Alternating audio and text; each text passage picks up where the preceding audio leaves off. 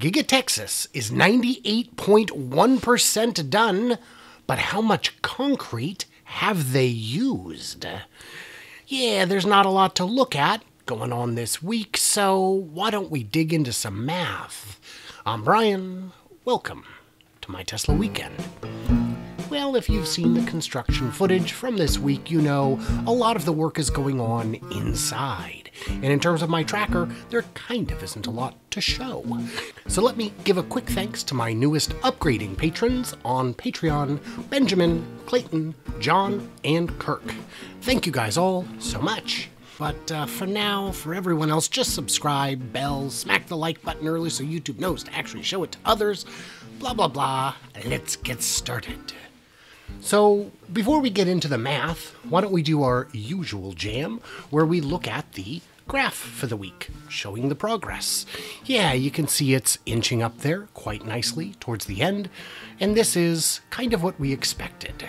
Production should begin any day now. So let's talk about the concrete.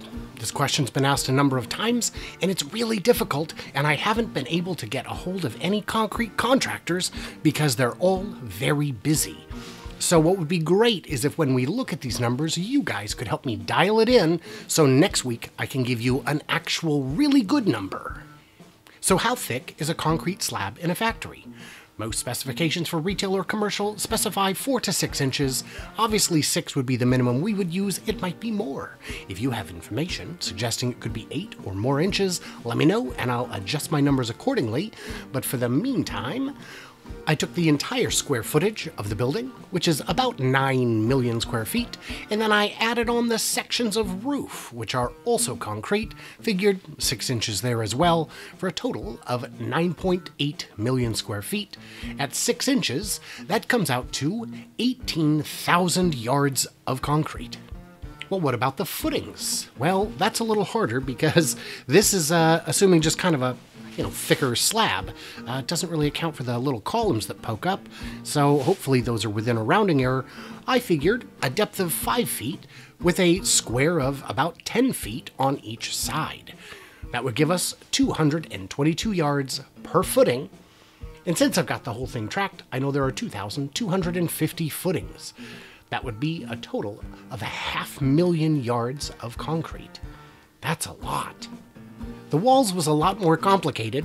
Well, what I did there is I just said a depth of 8 inches, a length of 80 feet, and a width of 10,800 feet, which is roughly the perimeter.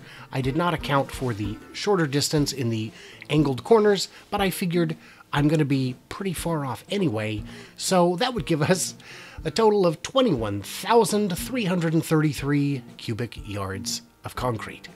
The columns required vastly more guesstimath.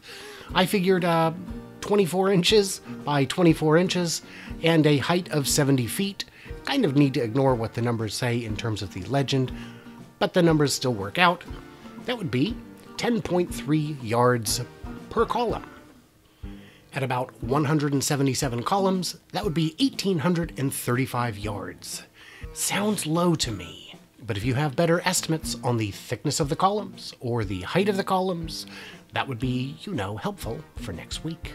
For the beams, I went with 7 feet tall, 3 feet thick, and 280 feet wide, for a total of 217 yards each. With 38 spans, that would be 8,276 yards of concrete.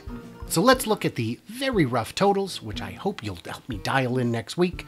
18,000 for the floors, 500,000 for the footings, 21,000 for the walls, 1,800 for the columns, 8,000 for the beams, and the aprons, where parking will occur, I didn't have time to get to, but maybe you can help me figure that out too, for a total of 500,000 plus yards of concrete.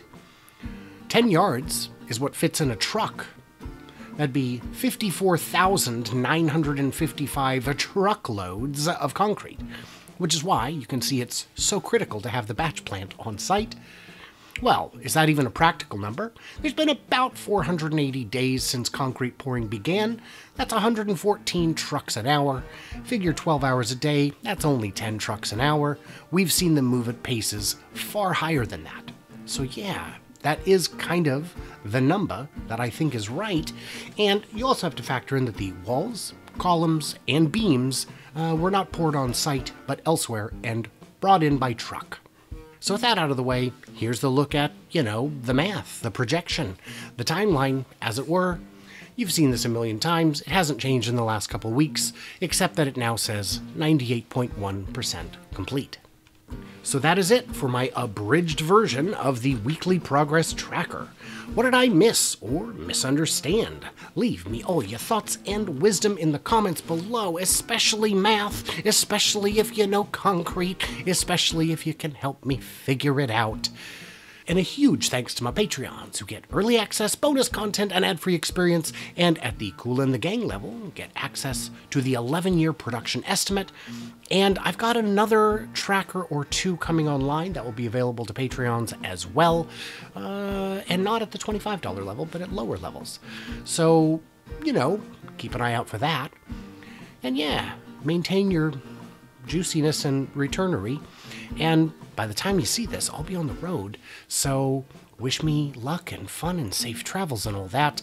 And I will be here for the live stream on Tuesday for Fast Charging with B&B with Bear from Bear's Workshop, and of course back on Friday for the live stream. Talk to you soon.